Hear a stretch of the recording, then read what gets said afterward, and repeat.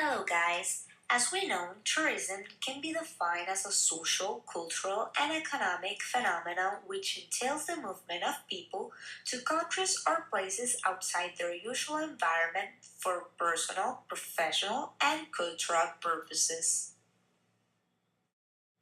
It is important to know the impact that inbound and outbound tourism have in the national and global economy. According to the Travel and Tourism Competitiveness Report of 2017, tourism industry contribute $7.6 trillion to the global economy and generate 292 million jobs in 2016. This industry has given the opportunity to grow economically, socially, and culturally to a range of developing countries whose source of income can be route to the expenses provided by tourism. For example, some countries in the Travel and Tourism Competitiveness Index 2017 that shapes the previous aspect can be Israel, Azerbaijan, Mexico, and Peru.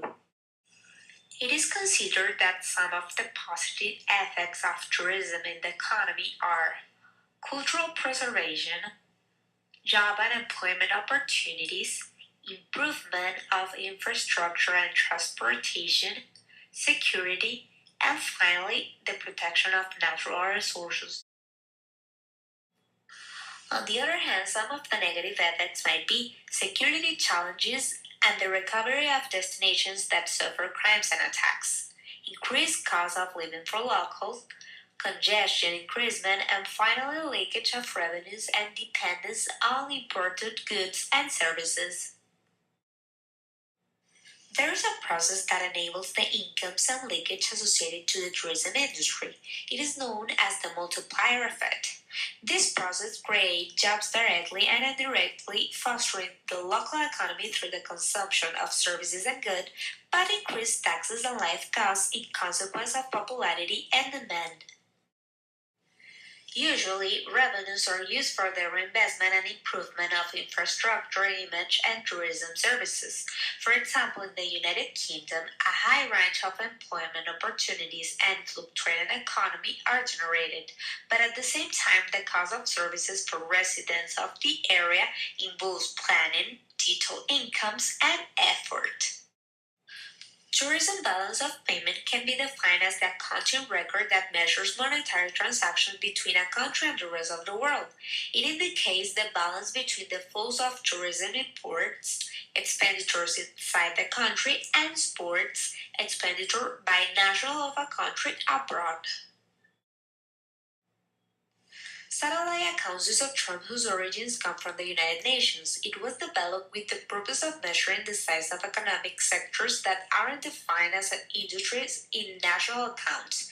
It is used to evaluate all the aspects associated with the activity of visitors and to tell how the supplies of goods interact with other economic acts, at the end determining the visitor spending patterns. According to the UNWTO Tourism Highlights 2018 edition, the current position of tourism activity in terms of what it means to the economies of the world have had an amazing change since year 2017.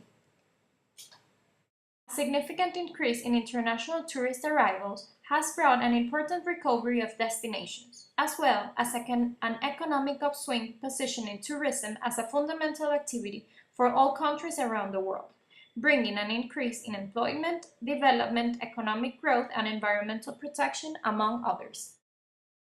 The UNWTO statistics state that the total international tourism arrivals around the world was 1,326 million visitors, and the total international tourism receipts was $1,340 billion.